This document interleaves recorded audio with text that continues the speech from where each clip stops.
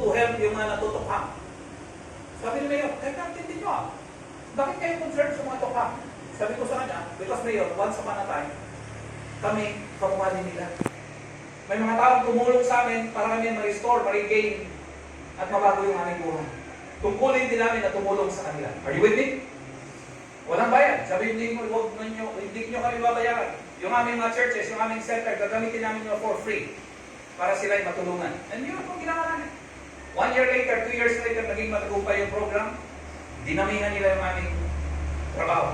Pumunta kayo sa school, i-educate nyo ang mga kabataan, bata pa lang, kung anong danger sa drugs. Kaya nga, pumunta ko na school.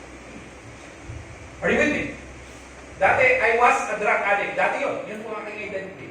No longer. Are you with me? Are you with me? I am a son of God. I am a precious son of God. Are you with me?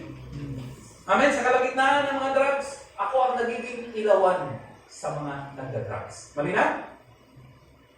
Malinaw? Sa kalagitnaan ng maraming kasalanan and compromises, ako ang nagbibigay ng ilaw and purpose sa kanilang babay ka. Why? Because it's my identity. Hindi yung kataka-taka. Namumuhay lang ko according sa purpose. Malinaw? Amen? Pastor, bakit ito kinukwento? Ito ang ibig sabihin. Kayong mga kabataan, ang temptation ko noon, kamukha ng temptation ko ngayon.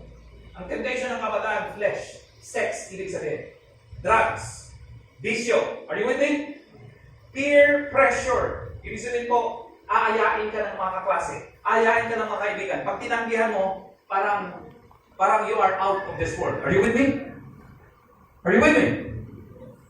Ang mga kabataan, mahirap tayong tumanggi. Kasi baka hindi na tayo magiging kaibigan nila. Nagigets ko? Ang tawag doon, peer pressure. Anong tawag? Peer pressure. Pero kung alam mo ang purpose mo, kaya mong tumanggi.